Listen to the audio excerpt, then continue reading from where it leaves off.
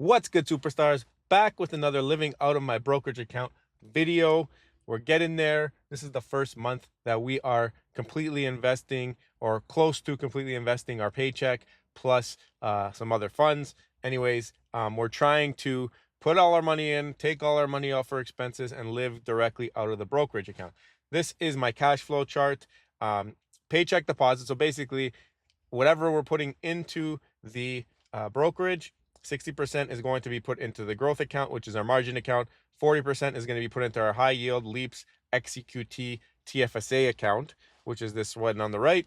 And then basically we'll go through the flow here. So when we go into the margin, that 60% is invested into the growth account, which I'll show you the breakdown in just a minute.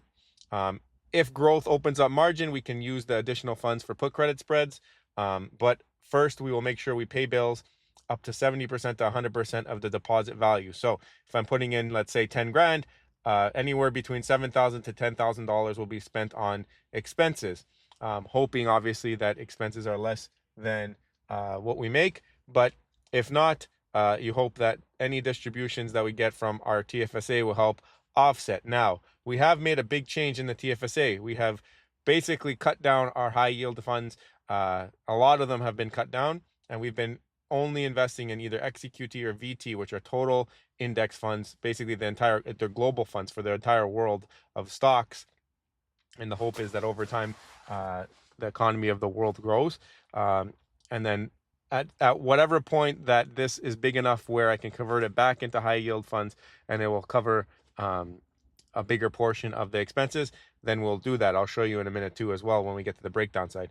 Any additional deposits that we get, if there's money that comes along, someone gives us some money, if we get a promo from our brokerage account and there's like $200, $300, whatever on the side, if any other money comes along, we will be using that to directly pay down margin. We'll not be investing it, directly paying down margin, because equity is what we're trying to maintain. We're trying to maintain 50% equity. You're going to see right now, we are not at 50% equity, but we do have a plan on how to get there. So we're going to slowly go through it and I'll show you everything. So if we go to the first page here, this is the portfolio breakdown. This is our targets in yellow and our actual are in green. So we've originally started with a 60-40 high yield to growth, and now we flipped it around. So the growth is 60 and the high yield is 40, and we're climbing the ladder. We're getting there. We've gained 12% in the growth, and allowed the high yield to shrink up a little bit, which this should actually just say TFSA at this point. But anyway, because we're not putting it into high yield funds just yet anymore. Here's our breakdowns. We have single stocks, indexes, and crypto and commodities. We have that for both sides, for the growth and the high yield. And the high yield, we also have XEQT, which I've increased my target to 40%, VT 25%. The reason I'm doing this is because most of the funds that I'm putting in are in Canadian. I don't want to lose the conversion fee from going to Canadian to US to put into VT. So VT will just be like any American dividends, etc., that we get, that we can put into there. If we ever sell off a fund that's in US, I'll put it into VT rather than doing the conversion until we get Norbert's Gambit, which we're expecting in Wealthsimple very, very soon in 2026. So leaps, I had that higher. I had these all at 25% each, but the leaps, right now, I think I'm going to leave it around 10%, maybe even 15%.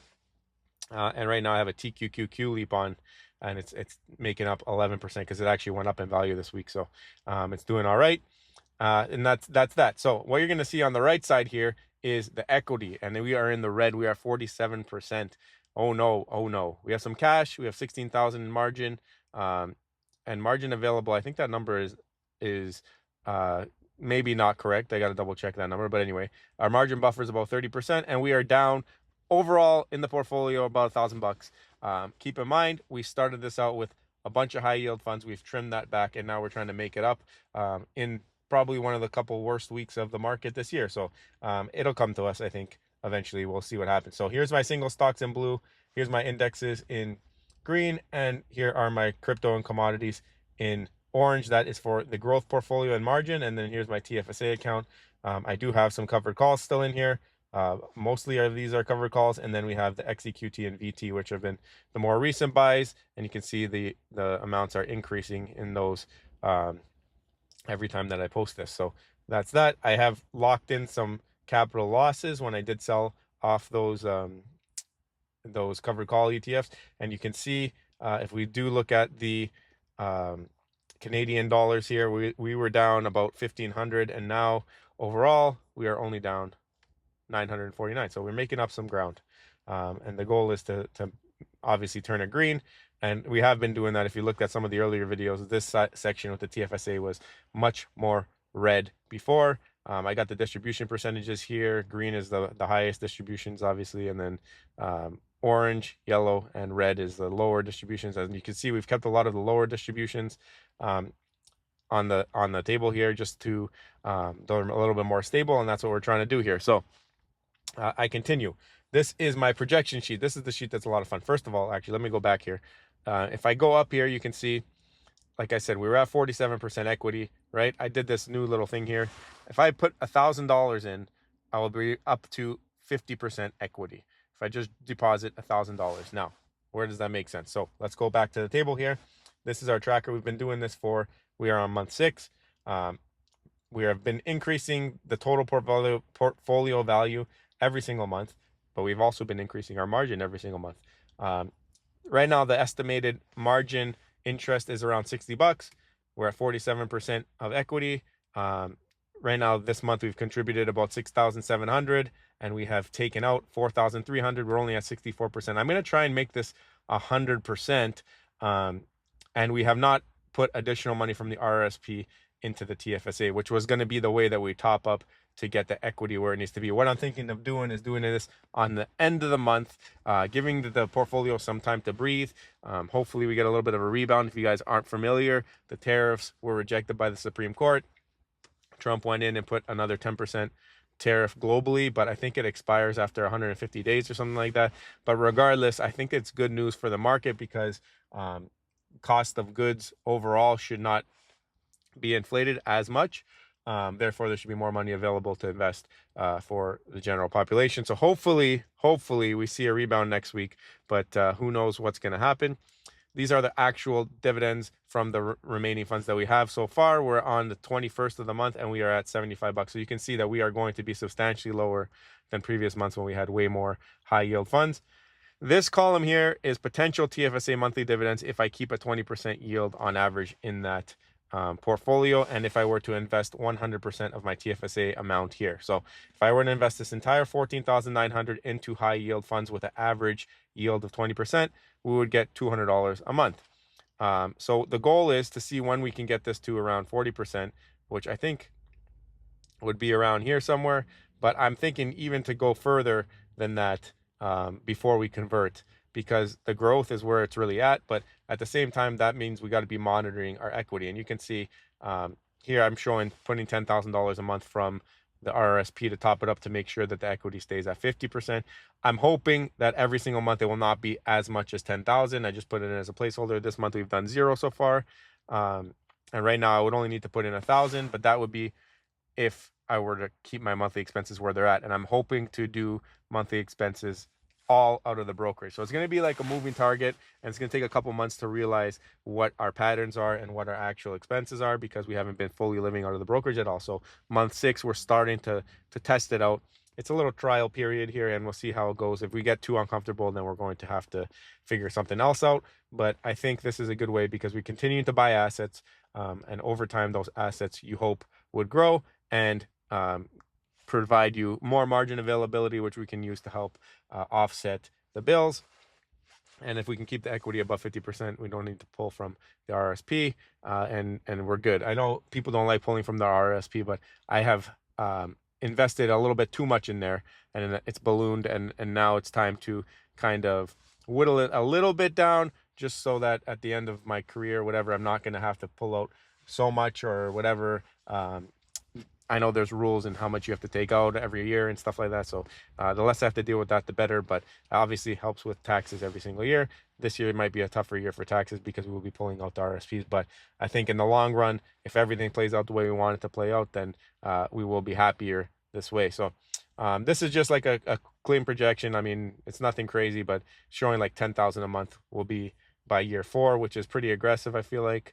So we'll see if that really happens.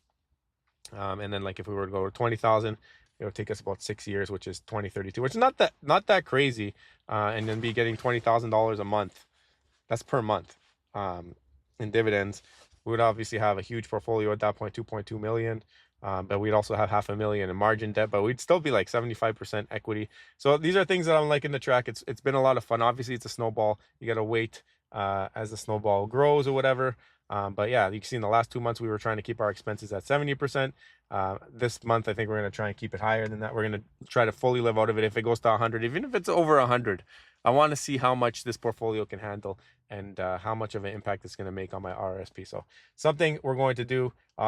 If you want to see some of my standards here, we're doing the margin growth rate and the TFSA growth rate right now at 7% because we're putting our 100% of our funds into XEQT or VT, and also the growth portfolios all in growth. So both portfolios right now are really in growth. And we're having an aggressive inflation of 4%. We have a decent margin interest rate for 4.45%. And right now our current yield, this is at, I'm saying that we're taking off 10% of our yield to account for any American distributions, but we do have a lot of Canadian funds in there which don't take off anything, no withholding tax. So I did 90% instead of 85. And yeah, that's that. So that is the portfolio. That's the update. At the end of the month, I will give you a better idea of how much we take out the RSP to top this up, and we'll see how it goes. But this is great too. Like if you're at 47%, for example, let's say, and I say, okay, I need to take out $500 to pay a bill. What's my equity going to be at? It's now at 45%. So you know where you'll end up. With a smaller portfolio, obviously a little bit makes a big difference on the equity, but as we grow here, $1,000 here and there should not make too much of a difference. So we'll see what happens. But yeah, continuing to enjoy tracking it. Let me know what you guys are doing. Are you guys living out of your brokers? Do you guys track in this much detail? Do you think I'm crazy? Filming this in my car right now while my daughter's at dance practice. And I think it's just a lot of fun to keep you guys updated and keep myself accountable by keeping these updates. And I just love doing the spreadsheet stuff. So guys, if you enjoyed the video, please subscribe to the channel. We're trying to get to 1,000 subscribers, obviously get some monetization, start flowing some of that money into the account as well. Will help pay down the margin and expedite it. But at the same time, just enjoying showing you guys my journey. So thumbs up the video if you like this type of content.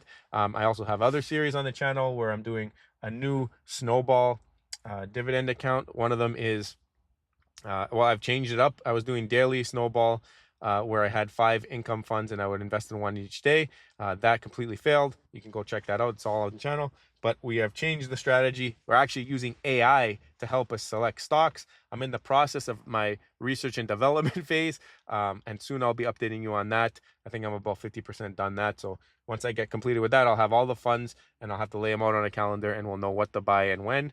And then I can explain the whole thing to you. I've done a little bit of a preliminary video on that last week. You can go check that one out, but that'll be the next thing. And then any other money tests that I come up with, I'll be posting on this channel. And if you guys have any ideas, hey, why don't you try testing out this idea or this strategy? I'd love to do it. Leave the comments down below and let me know. And we'll see you in the next one. I love you. Bye.